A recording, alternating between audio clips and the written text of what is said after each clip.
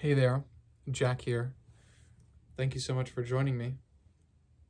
I am all dressed up to go out, but um, first I wanted to share a story with you.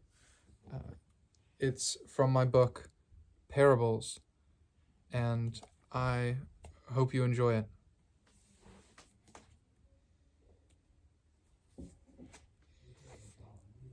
Number 4, The Desert Gift.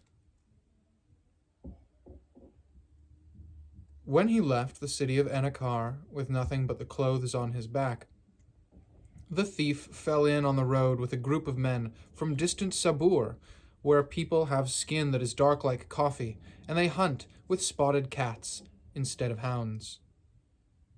They were merchants, he thought, though none of them spoke the common language. One of the men wore a thick ring of beaten gold through his nose, and he had a special bag that he carried on his person, never trusting it to the plodding camels. The thief wondered, idly, what was in the bag. But he reminded himself that he would no longer be a thief. That was why he had left Enakar, after all. So he lent a hand here or there during the first day. He helped lead the pack animals. He fetched a waterskin for the man with the nose ring. Gaining their trust, he thought, so that he might beg a meal from them that night. When the sun went down over the dunes to the west, and the cold shadow of night slid over them, the thief stood back from the small fire. He could smell the roasting leg of lamb, which the men were slicing for shawarma and piling into earthen bowls. The thief's stomach grumbled, but he turned away. He could not do it. He could not beg. He still had his stubborn pride, after all. That had never deserted him, even in the darkest times. He would never beg. It was better to steal. Perhaps there would be some leftover lamb after the others were done with it.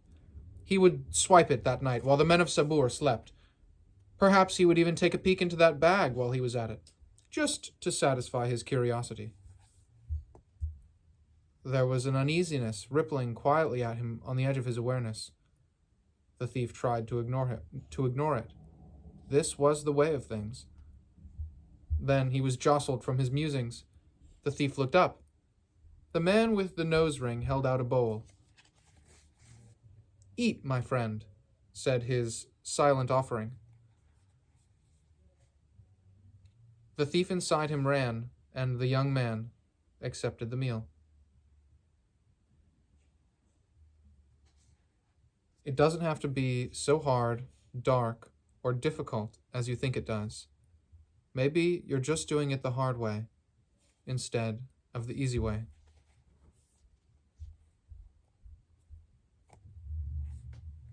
Thank you so much for listening. I love sharing these stories with you. They mean so much to me.